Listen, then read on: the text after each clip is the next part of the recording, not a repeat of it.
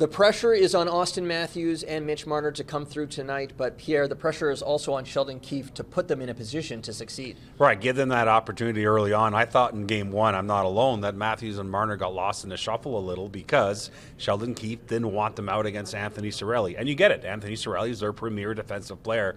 I texted with 3 other NHL head coaches this morning and asked them about that, and they said, listen, obviously, there are matchups that matter for sure, but at the same time, you want your top dogs going early, and you have to trust them. And for them, one coach said, I would double shift Matthews and Marner in the opening 10 minutes.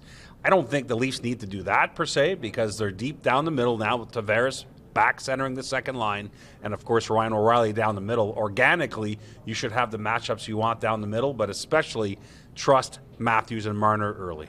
Well, and there should be no shortage of fire here for the Leafs given everything that's at stake. But what I'm thinking of as we enter this game too is the end of the last 2 seasons, Brendan Shanahan, his postmortem with the reporters, mentioned a lack of killer instinct for the team, kind of dooming it to the result.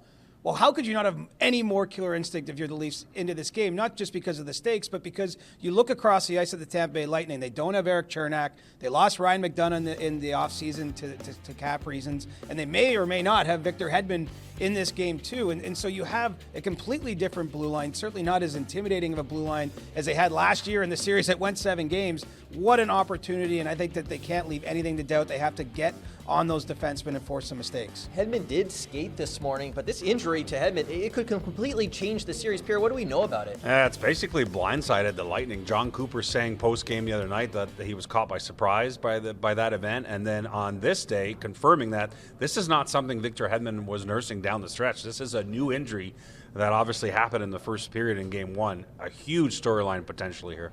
Well, and there was a lot of discussion at the morning skate actually with Victor Hedman and the Lightning's medical staff, so you could tell ongoing, and we'll go back to the Leafs here. Morgan Riley called this a long-term investment, a playoff series. I think whether Victor Hedman's in, no matter what it looks like, they have to be more physical. They have to assert themselves and start to get in the series. I mean, Luke Schenn, the guy the Leafs brought in for his, everything, said we lost the battle in every hard area in that first game, and that's not something you should come out saying in the playoffs. They can't have it happen again. Well, the Lightning expect to be just as physical tonight, if not more, because Tanner Jeannot, one of their most physical players, appears ready to return from a lower body injury.